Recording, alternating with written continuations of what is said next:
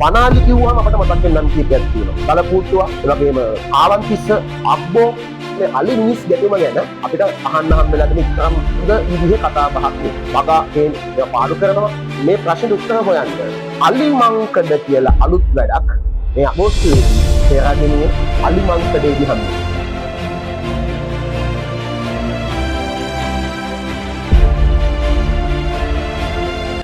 ගමන් යනෙන සොඳරුබර තාලෙට ඇත් රජ ගමනක යන්නේ ගජ ගාවන්න.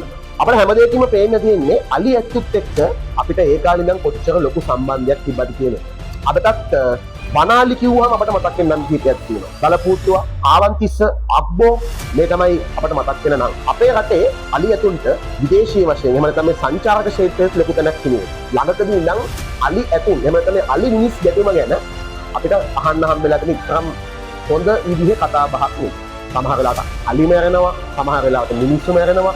ඒ විතරක් නෙමෙයි අපේ ජනතාව ජීවත් වෙන ගම්බිම් වලට අලි කඩාගෙන වදිනවා, වගා ඒවා පාඩු කරනවා. ඉතින් ඒ නිසාම තමයි මේ ප්‍රශ්නෙට උත්තර හොයන්න අලි මංකඩ කියලා අලුත් වැඩක් පෙරදිනේ පශු වෛද්‍ය සහ සත්ත්ව විද්‍යාපීඨය The Elephant Promise සංවිධානයත් එක්ක එකතු වෙලා පටන් අරගෙන තියෙනවා. මේක තියෙන්නේ 2026 අගෝස්තු මාසෙ. ඉතින් ඔබත් අලි ඇතුන්ට ආදරය කරන කෙනෙක්, ස්වභාව ධර්මයට ආදරය කරන කෙනෙක් නම් මේ අලි මිනිස් ගැටුමට විසඳුම් හොයන කෙනෙක් නම් ඔන්න ඔබටත් පුළුවන් මේ කාර්යයත් එක්ක එකතු වෙන්න. අපි අපේ ස්වභාව ධර්මයට ආදරය කරමු, අලි ඇතුන්ට ආදරය කරමු. අලි ඇතුන් කියලා කියන්නේ අපේ රටේ විශාල වශයෙන් විදේශ විනිමය ගලාගෙන එන තැනක්. ඒකත් නෙමෙයි අපේ රටේ පරිසරය ස්වභාව සෞන්දර්යය ආරක්ෂා කරන තැනක්. අපේ සංස්කෘතිකමය වටිනාකම කියන දෙයක්. ඒ නිසා අපි හැමෝටම ආරාධනා කරමු අලි මංකඩත් එක්ක එකතු වෙන්න.